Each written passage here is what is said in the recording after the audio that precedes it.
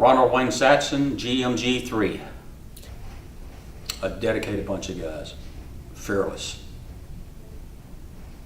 I don't think we ever panicked or thought about what we were doing, or if they said go there, we went there. We went to some canals you had to back out of. Some you could maneuver the boat and get it turned around, but if some of the real thin ones that had mangroves on both sides, you actually had to back out. It was on a night patrol in the rivers. I don't remember which river. I was actually in the rack along with the boatswain mate. Both of us were kind of laying down. I don't even recall who was driving, but all of a sudden he started at full throttle, and the next thing we know, we're airborne. We actually got in the air and landed about 50 feet into a rice paddy.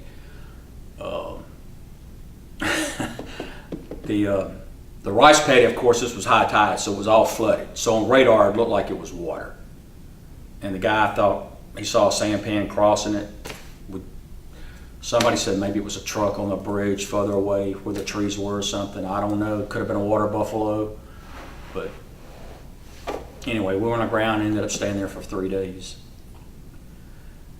We tried to dig a trench, or we actually dug a trench, and we blew the screws off of some C4 that we got. And they were going to attempt to drag us off. That didn't work. So they had what they call the Zippo boats that shot water instead of fire.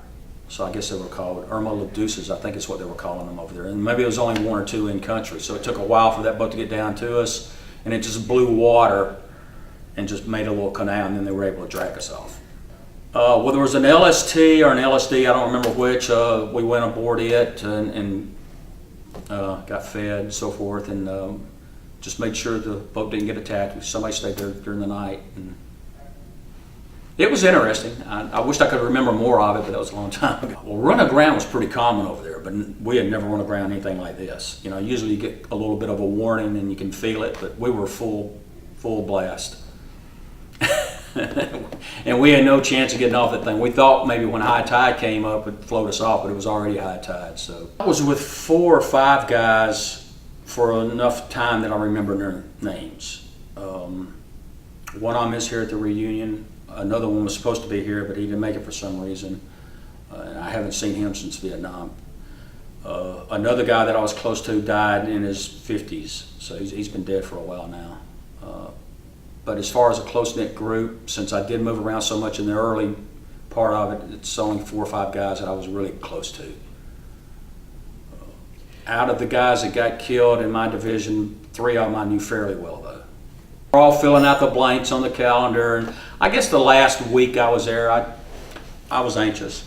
Up until then, I was 19, so it didn't matter.